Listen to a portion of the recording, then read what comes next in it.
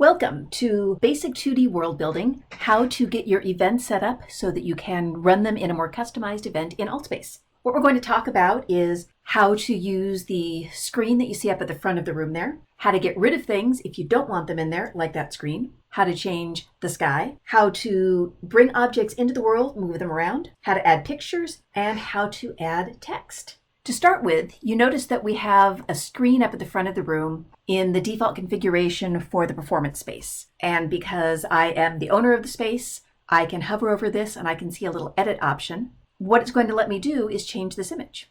The images that you see here are all things that are pictures I have taken or pictures that I have uploaded. So if I just want to grab the most recent picture, or one of the most recent pictures I've taken, there you go. There's a picture of me. And if I wanted to use this for some kind of billboard or presentation, I could come in here. I could change the image on the fly, although sometimes paging through a lot of these images can really take a while. If there's a particular image that you want that you haven't captured from within AltspaceVR, then you can upload JPEGs and PNGs using the AltspaceVR website. Over here you see photos, and this will show all of the photos that I've taken. If you want to upload something specific, like the text for your icebreaker, then you come over here and say upload, choose file, assign hashtags if you want. There's my file name. Then at that point, my picture is available to me back in AltspaceVR. And you notice I can scoot it down, I can scoot it left, I can scoot it right. You don't have a lot of choice in the dimensions of the photo that you're showing them. But if you don't want to see the screen at all, or if you want to get rid of the podium, there's some objects that you can get rid of and there's some objects that you can't. For example, the speakers back there, can't get rid of them, part of the furniture. But by going into the world editor, you can see which items you can keep and which items you want to get rid of. We're not going to worry about these other buttons right now in this class, but we're going to stick to the editor panel. And the editor panel is going to show you everything that is an object that is something that you can tweak. So for example, there's my podium, and my editing panel is right in front of the podium, so I can't really see it all that well. But if I scoot it off to the side here, now we can say podium. Don't worry about the screens that you see over here. I'll explain that in a little bit. But you can see the podium in the back there. And one click, and it's gone. There's also a microphone there. If you're doing primarily 2D events, I recommend that you get rid of the microphones because they're very difficult to use for 2D. They're probably great if you have a headset. But with 2D, it gives you the same effect as passing someone the megaphone, but then it kind of sticks in your hand, and it's rather hard to put down in 2D. So I tend to get rid of the microphones and just pass the megaphones as described in the host tools. There's also a laser pointer. A lot of times people with 2D will grab that laser pointer and can't use it very well. So I'll get rid of that. There is some help text that's up there towards the front of the screen that I can get rid of. Then I have the projection screen that we were just looking at where we put our cupcake. I'll scoot this over a little bit. So if I want that whole screen gone, notice I can click that to get rid of it, but then I still have the legs showing up here. So I have the legs and the pole, but I can get rid of those and gone. Then I also have the big projection screen.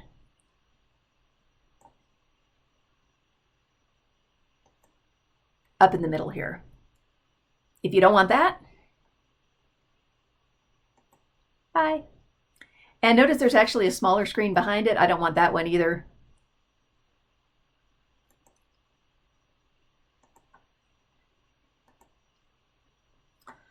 So let's talk about these blockers. I have blocker stage left and I have stage blocker. If you look at the information on host tools, one of the things that you can do is toggle the stage blockers on and off. that will keep people in the audience from coming up onto the stage. If you're doing a private event, you probably don't need to because people are going to understand that they shouldn't be jumping up there. But sometimes in public events, you get the kids who are 13 and just got their headset and can now get into AltspaceVR, and they may pop into a public event and they may try to stand up on the stage next to you. So you can keep the stage blockers on for that. But in a private event, if you're not concerned about it, you may just want to get rid of things to simplify. And you'll see my blockers, some of them went away. Now you notice I actually have a lot of blockers over here. They've also put some blockers in some of the other areas of this space. There are coat check areas, there's a kitchen towards the back, and I just want to get rid of all of the blockers. I don't feel I need any. We'll let people wander around behind the coat check. We'll let people go into the kitchen. And then you see all of those hatch lines go away. And you notice that it also says bleachers. Well, let's get rid of this for a minute. And let's head down to the front of the room here. So yes, I can actually get rid of these bleachers. These are just a thing that you can add in. And if I say, yeah, I don't really want the bleachers, I'd rather have the open space. Back to the editor panel. Boom, bleachers are gone.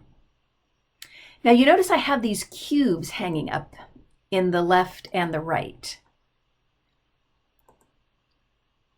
And that would have been standing on the steps of the bleachers. Those are called my spawn points.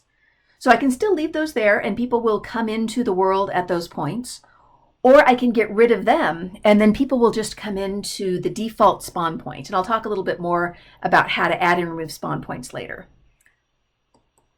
For now, I'm just going to delete them and keep our world very simple. So that's it. There is nothing left in this world that I can get rid of. The balcony back there, the kitchen area, the chalkboard, the speakers, the screen door effect sign up there, the rug down here, that is all completely built into the space. Now, certain templates may have different elements that are built in. For example, there's one where there are some benches with planters that are towards the back of the room instead of the bleachers. What's present in the template is what you're stuck with, but you could always put something on top of it, as we'll show you how to do in a minute with the things that maybe you don't want people to see. So let's go outside and we'll talk about the next really simple change that you can do for your event. This rug, these trees, little tables here, all standard equipment. Can't get rid of it. So let's look up. And you notice right now, it's a little bit dark in here. Each world comes with a default setting for what's called the skybox. So we'll go back to that editor panel. And you notice here that I can create objects. It gives you this kind of scary warning over here, user-generated objects can affect performance, and that is true.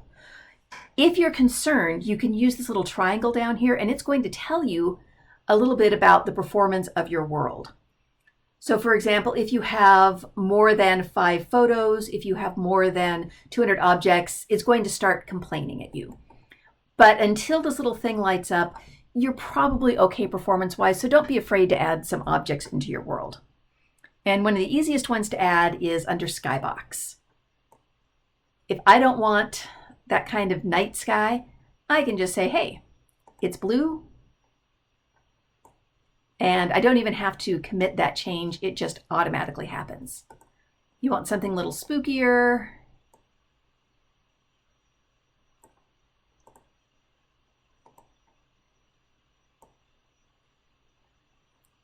And we'll just go with a nice blue sky for this event. Then I can click this arrow to go back, and you notice I have other things that I can add. We're going to start by looking at kits. Kits are collections of things that have been made in Unity, a development platform.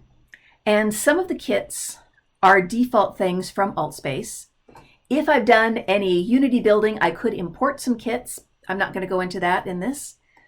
There are also some kits that other people have built. So if you want to come in here and look at things like, there's a lovely set of pirate items and pirate props, and you could have a whole pirate thing going on in this world here. But I'm just going to go back to AltspaceVR, and I'm going to go to one of their kits called Home. I've decided that I would like to have some plants. I'm going to pick plant 4. Now, if I click it, you notice there's this little frame over here. There are these little white marks. That's going to decide where my object comes in. And right now, my object is just floating in space. So I'm going to get rid of this. And we're going to walk around so you can see a little bit what it looks like. There's the back of my object. And it can be a little bit hard to get a sense of where it is until you start moving around it a little bit. So I'm going to get kind of in front of this. And you notice that there are these handles in place. And my cursor changes as I move over it. I'm going to click my left mouse button. And I get this kind of cage effect. And now, if I click, I can do things. Like right now, I'm spinning it. I can click in just some generic space and I can move it to the left or the right. Let's say I want to put it on that table over there where that candle is. So what I actually have to do is kind of line myself up with the table and then just start walking forward. And I'm going to get kind of up by that table. And then you notice I can also swing my mouse up and down. But as I'm bringing it down, I notice I'm not contacting the table yet, so I'm probably not close enough. So I'm going to take another couple of steps in towards the table. And now you see that kind of the back part is disappearing through the table, but still not the front. So I'm going to take another couple of steps. There we go. Now as I'm moving it up and down, you can see it start to sink into the table. What I actually want to do is try to get it just about on top. So I'll go just it's starting to disappear, and then I'll back off a tiny bit, and voila. There is my object set inside the table there. I'm going to take a couple steps back, and we'll actually just walk around the table here so you can kind of get a look at it. There's from the side, and I like this table as a good starting place because you can kind of see all of the angles of this object and walk around it pretty easily. Sometimes you're going to be inserting things and you're going to be right next to something like a wall, and it can get a little bit trickier to insert them there. But if you notice from my side view, my poor little planter is a little lopsided. It's kind of tilted back, and I don't really want that. So I have some rotations that I can do. You notice that one's kind of getting it sideways. And then I have this one, which is letting me spin it around, but I'm not really getting the angle that I want on this one. So let's walk in front of it. Oh, see, now I have this. And you notice I can make it upside down. I can kind of spin it around a little bit, but it's still going to be kind of hard to get the perspective unless I walk around a little bit more.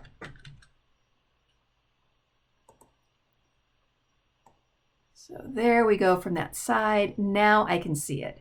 And really, this is just a lot of practice. In the next video, I'm going to show you some more advanced techniques where you can use XYZ coordinates to more specifically place things. It's also very useful if you want to place a lot of objects in some kind of similar space. But for now, hey, we got our little handles here, and we can spin things around and move them up and down and just kind of get them how we're happy with them. Another thing that I can do is, you see I have these dots here, and I can use these to resize. Well, you notice as I'm resizing, part of it is slipping below the table. So we'll make it a little bit bigger, but then we'll come back here. Oops, and I didn't want to spin it.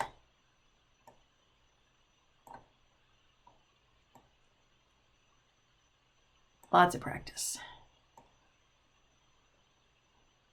I can bring it up, and sometimes you have to kind of just move your head around and see where the thing is. There we go. And let's walk around a little bit. Take a glance. There we go. So I'm mostly happy with that angle. You can see it's a little bit tilted back still. There we go. That's looking a little bit more straight up and down. Using the kits, you can add all sorts of objects, and sometimes at the holidays, they'll include special theme things. Like for Halloween, they had jack-o'-lanterns and skeletons.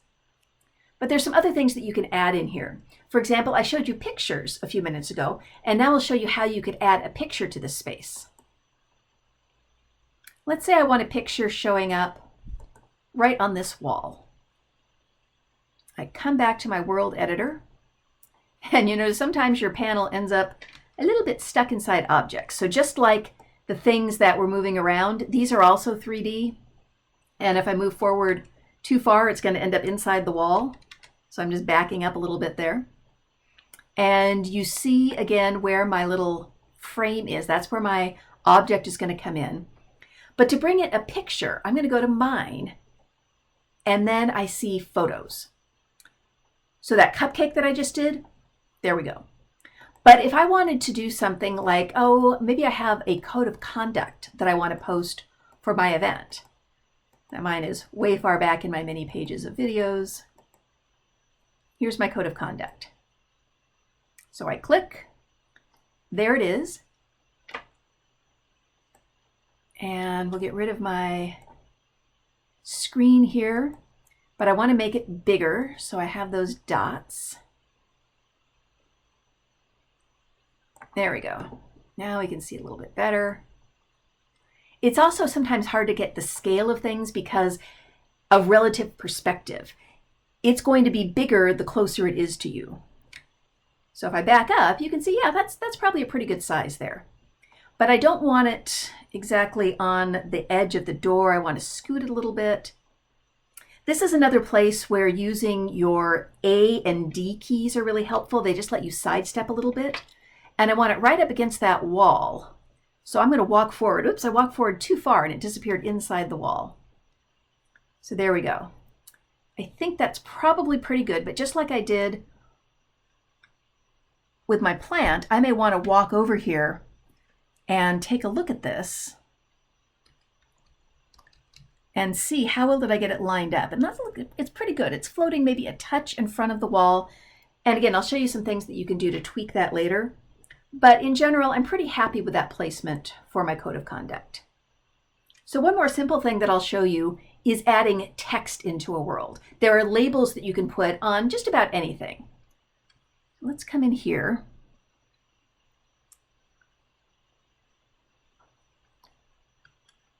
And let's say I just want to put a label here that says that this is the help desk. Back at my panel, I can go to Basics, and the first thing under Basics is Label. Don't worry about all the other stuff yet. And if I just want to say this is the help desk,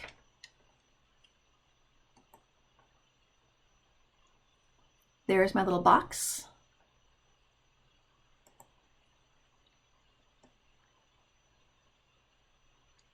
And maybe I want this to just be kind of right at the edge of the desk here, but probably a little bit bigger. So click that dot and zoom out. That's looking pretty good, but I got to go off to the side again and see how this is looking. And this can get a little bit tricky sometimes when you have objects in the way, so I'll show you a trick for that in a minute. So there we, oops, no, I didn't want to rotate it. Lots of practice. There we go, help desk. I'm going to sidestep a little bit. So it's still a little bit off. And it looks like it might also be a little bit crooked this way. So I might tweak it around and then do some more walking around, taking a look at it.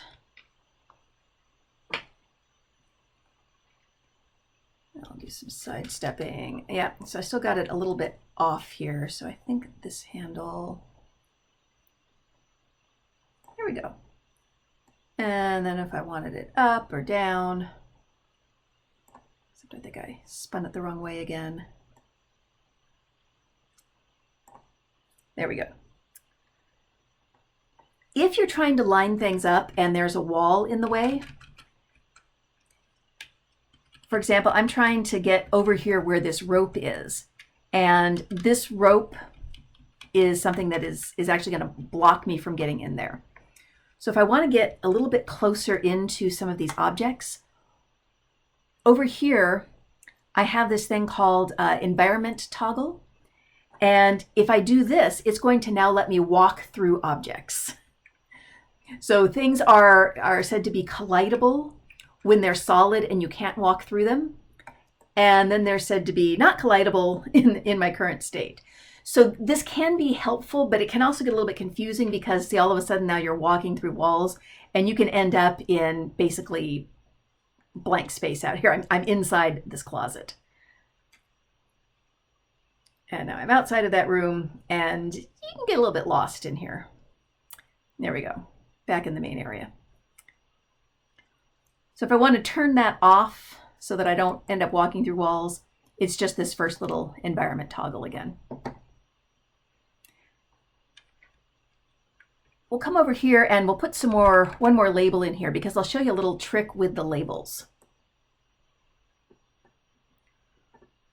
When you're in editing an event, you have advanced options. Under the advanced options, it has a place to put instructions, which is the label that's going to show up as people enter your event. So for example, we could have this icebreaker showing up as a pop-up. They'll have to click OK as soon as they enter the event. But what's cool here is you notice there's this advanced formatting button, and that's actually a link. That's going to take me to this rich text tag documentation. And all of these rich text tags that you can use when you're building your instructions over here can also be used when you are adding labels to your space. But as you start typing, and then I want to put in bold, I do my open bracket, B, close bracket, and then it goes away. But the next thing I type is bold. And if I want to turn it off, I do the open bracket /B, close bracket, and it goes away. Let's do italic.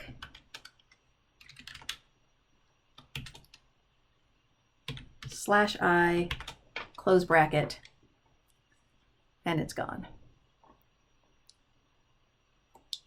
So you can actually do some pretty detailed things in here, including marking it up somewhere else and then pasting it in, and you'll see how it's going to look here. And there's my text. Just like before, it may be hovering out in space here. So I probably want to grab it and walk forward just until it starts to disappear into the wall, and then back up just a little bit. And like we saw before, if I want to make this bigger,